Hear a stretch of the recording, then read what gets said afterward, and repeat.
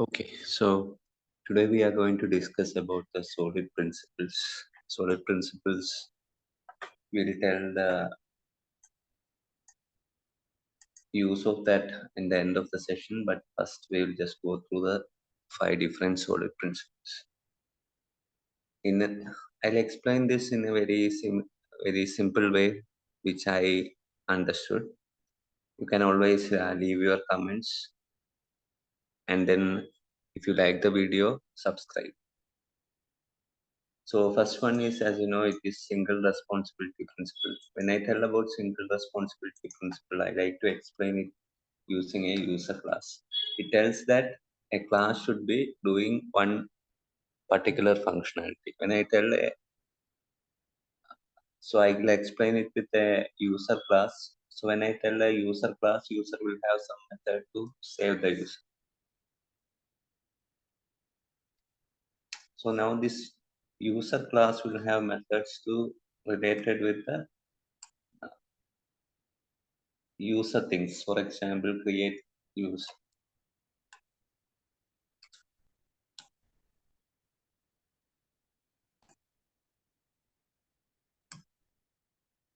So this is one functionality for the user, and I totally agree with it because it is related to user. Now,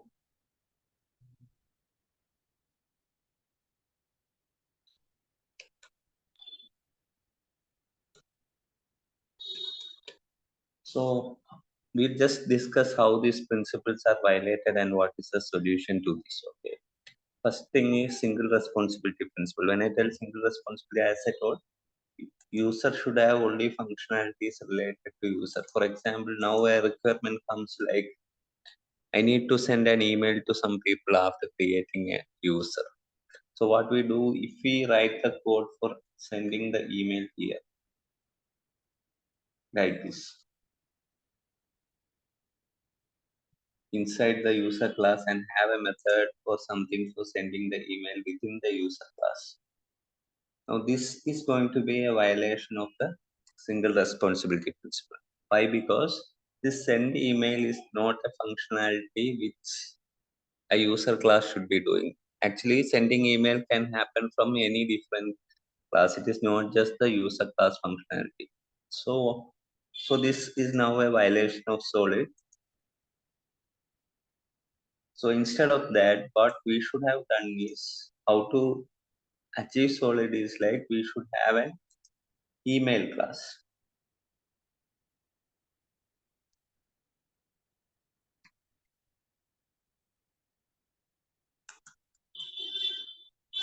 This email class should have a send email method. So I should just cut this method from the user class and have it in my email class. And then this user should be having a dependency on the email class.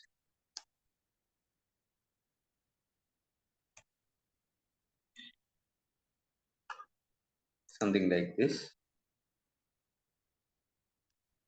And then I should be calling, instead of send email, I should be calling send email of the email class.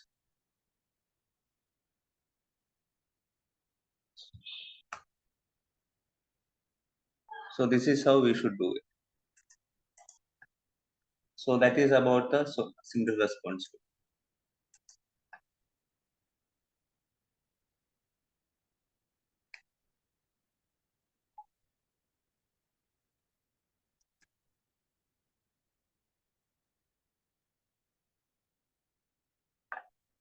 How we achieve that single responsibility is by having dependencies of the uh, classes like email class. Okay. Now we come to the second one, which is the open close principle. Open close principle is like, imagine we have an employee class which has some methods. Then we have a permanent employee which inherits from the employee class.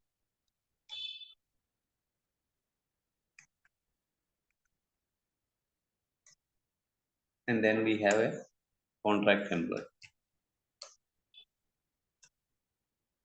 which also inherits from the employee class.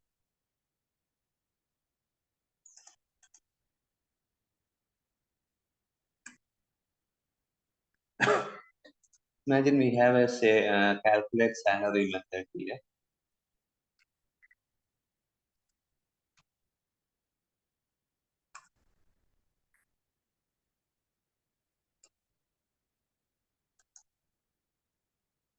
and here it has something like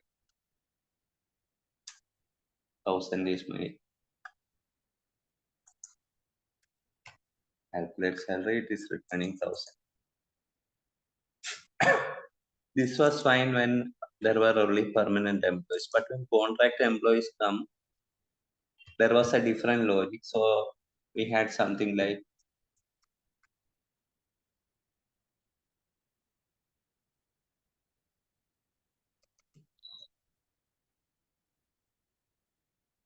not worried about the syntax here.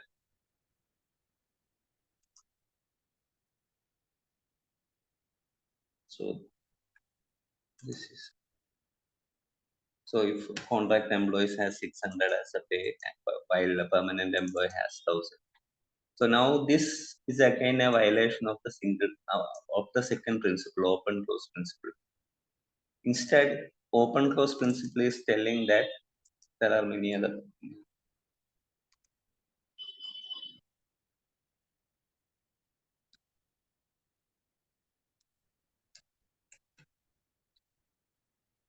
common properties and methods are there in this employee class. So second principle is telling that classes should be closed for modification but open for extension. So what it means is whenever a change comes like this, we are not supposed to modify the base class. So suppose there is another type of employee coming, again we'll add an else if loop. And this is again, we are modifying the base class, which is a violation of the open close principle. So how we should have done it is like slightly different. We should have done we should use this employee as base, and we should override the methods which we need.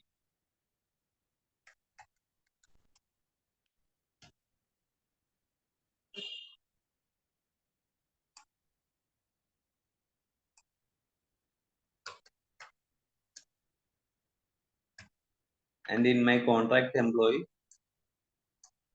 I'll have the implementation specific to contract.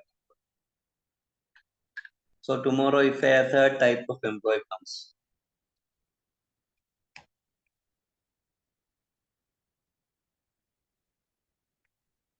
I again inherits from employee, and I'll have the implementation specific to my new type of employee,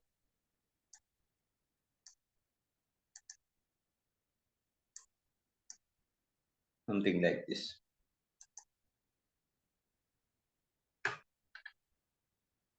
So basically, what I'm telling, whenever a new type comes, we can inherit from the base, but we are not supposed to change the base class every time, like the initially how we did it. So the advantage of this is when we are not touching the base class, we don't have to test everything. We are sure that our new change comes only in the new class. So by which we are telling classes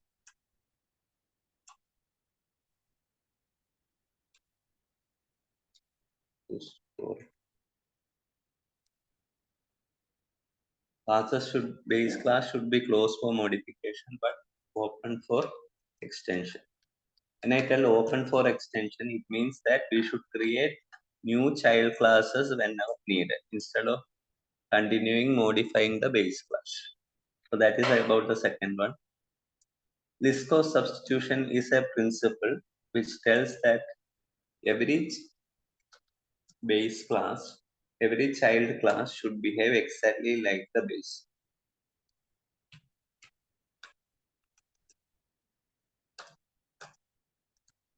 So now when we come to list code substitution, imagine that we have a bird, bird interface.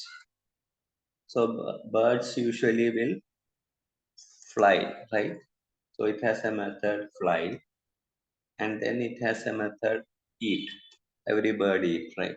So I'll tell, okay, this is fine when I have a crow which implements the I bird.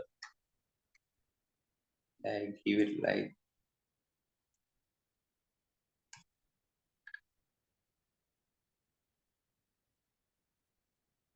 fly.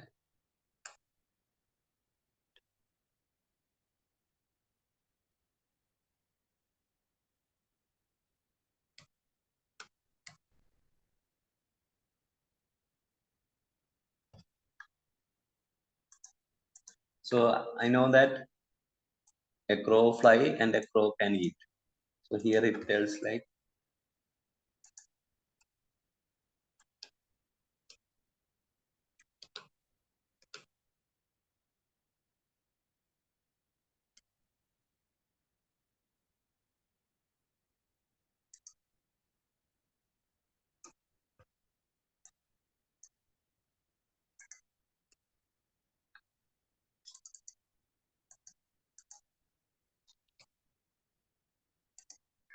no, think that there is another child class called parrot, which also inherits from I bird. No problem. Because I know parrot can fly and parrot can eat. But now imagine what happens when a hen comes.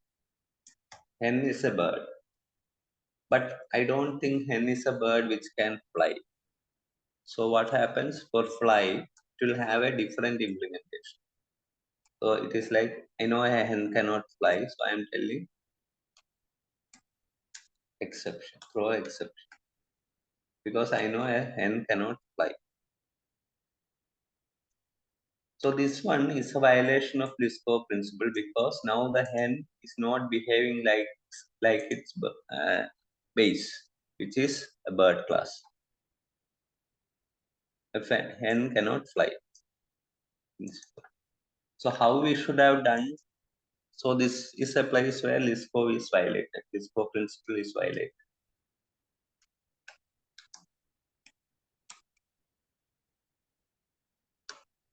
So how we can correct this problem is the next principle, which is interface segregation.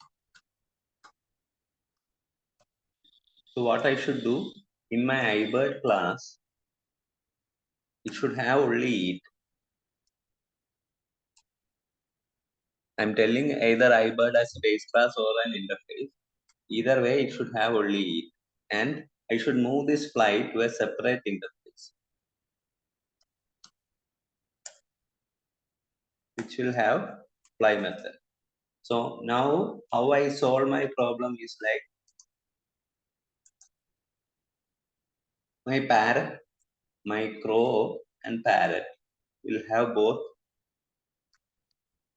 iBird and iFly, iFlyable.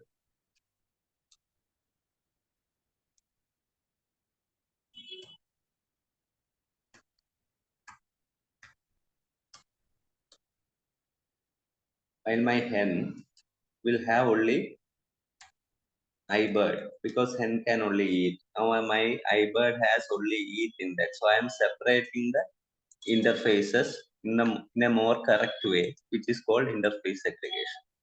So now every bird behaves the same because bird has only the eat functionality, which is implemented by every bird class.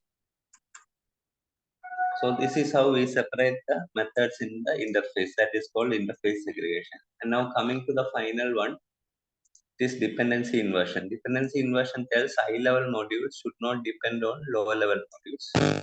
That's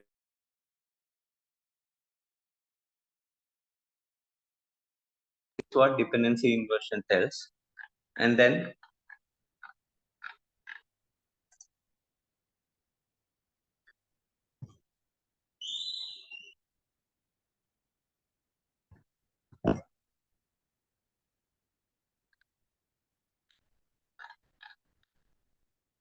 so how we achieve dependency inversion is by using principles like dependency injection.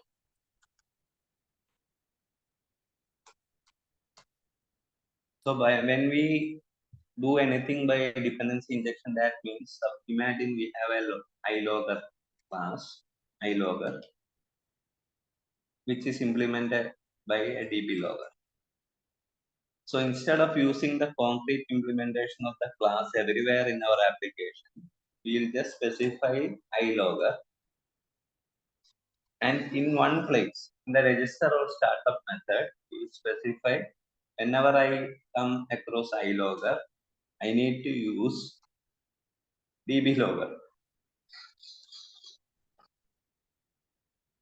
Advantage of doing like this is everywhere else in my application I'll be referring to iLogger, and in one place I'll be using the concrete class, so that tomorrow if there is another class like TextLogger which also implements the iLogger, I will change only in one place in the register instead of making the change everywhere in the application. So that is how dependency injection helps us. So we don't want to change in multiple places. Instead, we are going to change only in one place.